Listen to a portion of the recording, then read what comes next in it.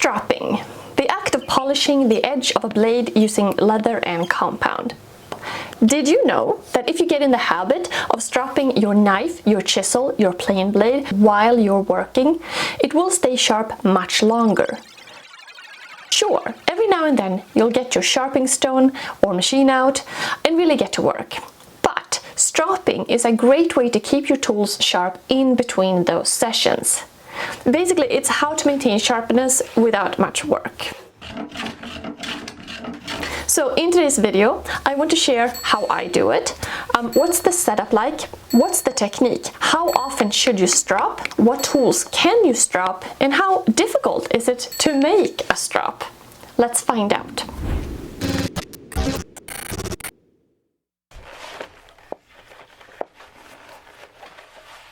Stropping has been around for centuries. It was famously used by barbers to maintain straight razors, but its roots go back even further. So, what do you need? Mainly a piece of leather and some compound.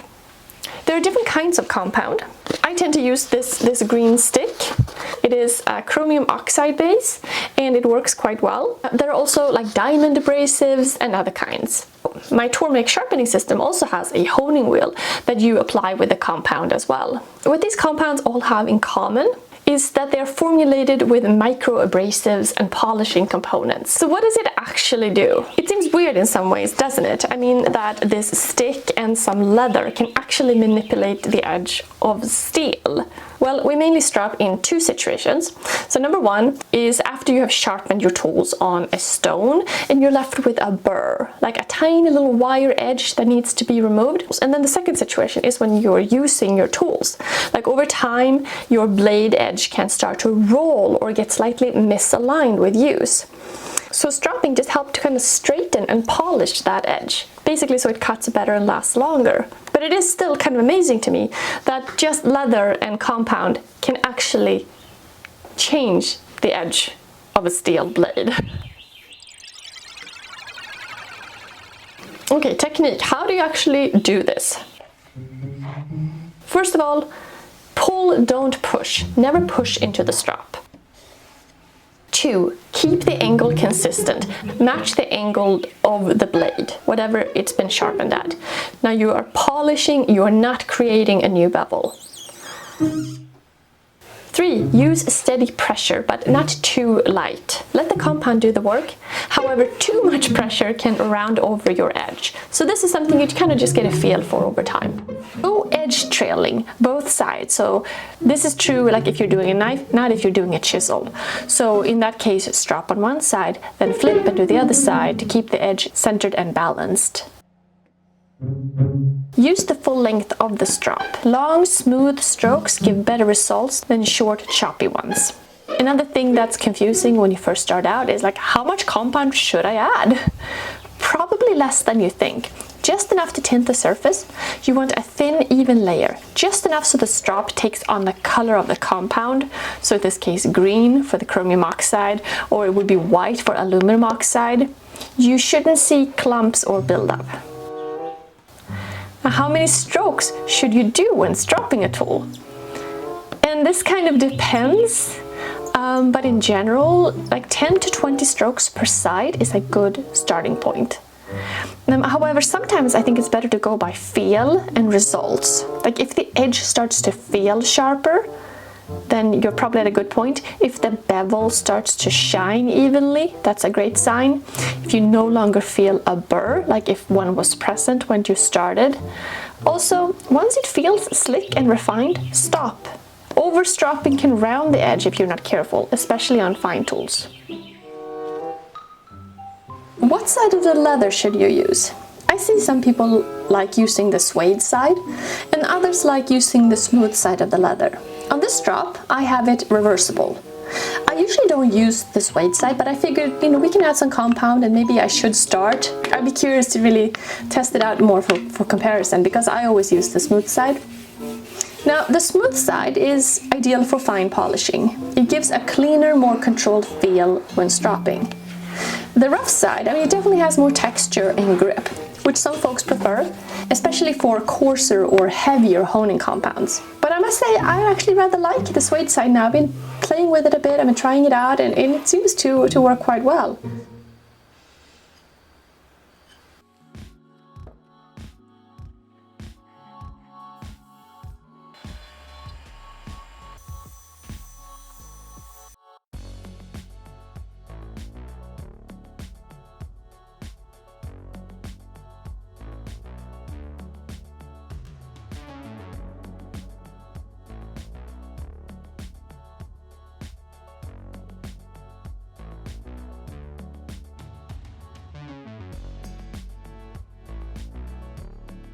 So this right here is my main strop, and it has these interchangeable like panels.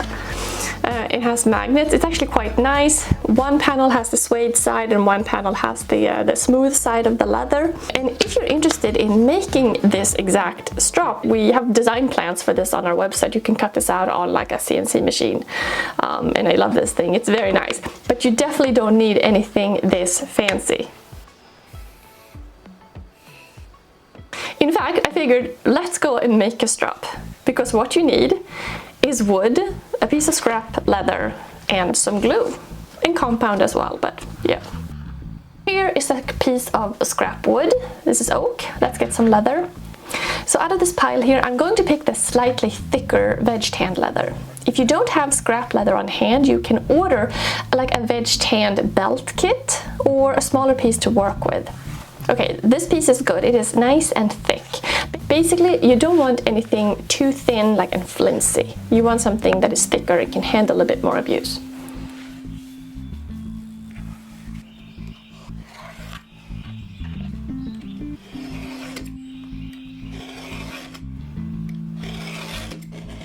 The thicker leather will take a couple of turns to cut through.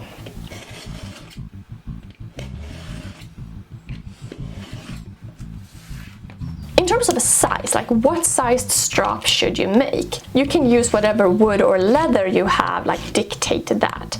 But however, don't make it too thin and narrow, or else, especially if you want to sharpen plain blades, some of them won't fit. However, if you're mostly concerned about sharpening like carving knives and things like that, it doesn't matter as much.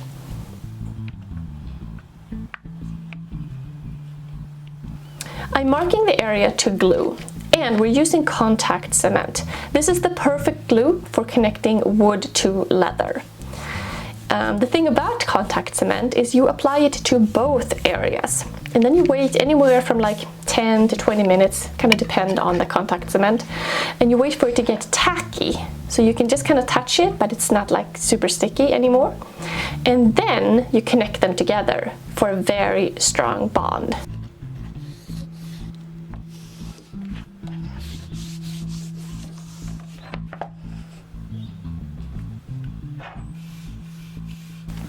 If the leather is not perfectly positioned on the wood, it is easy enough to trim with a chisel or a knife.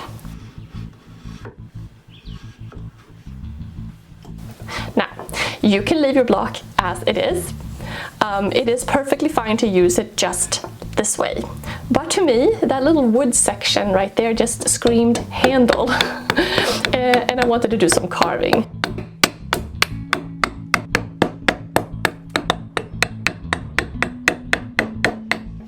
The argument, of course, could be made that it might be a good idea to do this before attaching the leather, but whatever works.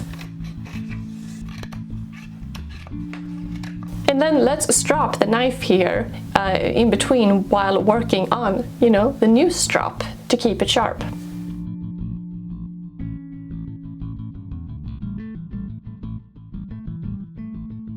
The work I'm doing here, it's really just for fun. But also it is kind of nice to have a handle to hold on. When you're using the strop, you can do it flat on the bench, in which case not having a handle is fine. But I rather like lifting it up a little bit to kind of match the angle of my tool. But this is kind of a personal preference, and you can do it either way. Since I lift the strap up slightly, mostly when I use it, I wanted to carve a slight angle on the bottom front as well, just so that it would lean a little easier. Now, this piece of wood was used in the past to test how tannins in oak react to rust. And I was debating about should I just sand or plane those dark spots off the bottom, or should I take this opportunity and finish the whole piece with some more rust. And this is just some fine steel wool that's been absolved in vinegar. Again, the argument could be made for doing this step before attaching the leather, but here we are. If you've tried doing this, it's pretty cool. All you do is apply some of this rust solution. You can dilute it with water if you don't want to have it react quite as strong. And then you apply it to the oak. This process works with other woods as well, but the reaction is usually not as strong. I made a video about it a while back.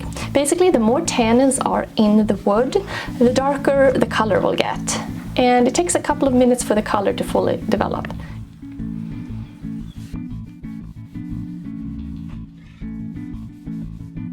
To finish, I'm going to use our tung oil wax polish.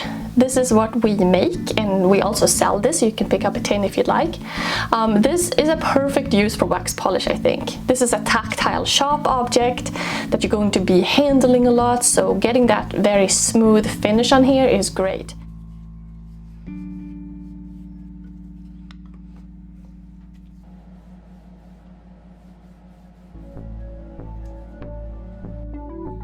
Now, time for compound. Use whatever compound you have. If you have different types of compound, you can always make several strops, one for each kind. But I like to apply a liberal amount at first and try to really cover the leather.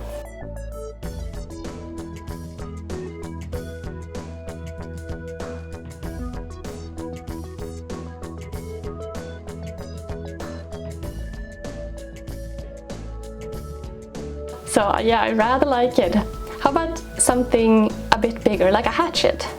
It's all about finding that angle and then making sure you have some support as you're moving through the motion. And you can see how the surface on the strop is developing a rather shiny finish. So already the strop is getting broken in, which is perfect to polish edges. So when should you really strop? You should strop before the edge feels dull. Just a few swipes, like in between your workflow, like you're using a tool for a couple times, okay, then you stop and do a little bit of stropping. You don't want to wait for the tool to start feeling dull.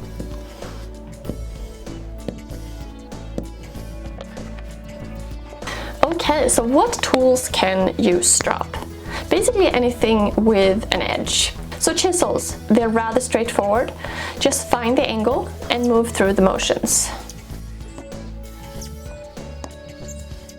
Plain blades, same as chisels, just wider.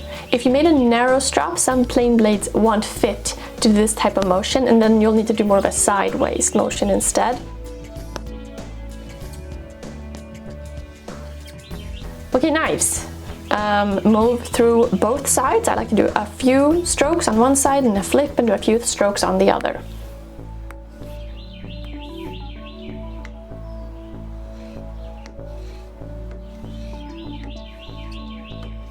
Here I'm doing the cutter for my bookbinding plow, and when doing something more curved, like this modified block plane blade, I kind of make a curved motion as I strop the blade to touch all sides. You know, you can also strop razor blades to make them last longer. I mean, they are disposable, but if you strop them, it will just go much further. And make sure you do both sides. Now, what to do if the compound on your strop has become kind of gummy and built up? Well, you can take your card scraper or a razor blade and simply scrape it off.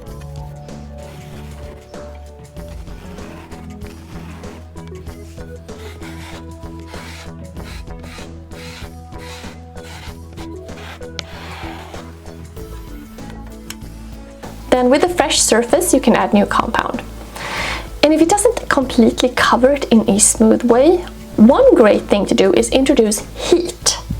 Here I'm using a candle and then adding more compound to slightly heat it up. You can also use a heat gun or a hair dryer. It just makes it a little bit smoother to apply, especially if you're working in cold conditions.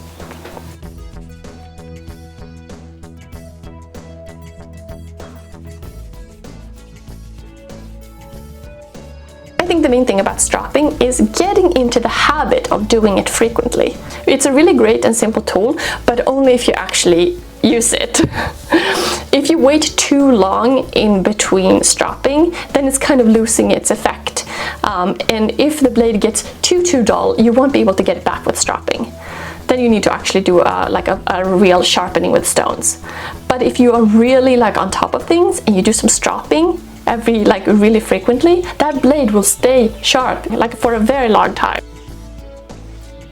Let me know if you have any thoughts in the comments below. What about your favorite techniques or methods? How do you like to use stropping to keep your tools sharp? Let me know, and yeah, I'll see you soon. Bye!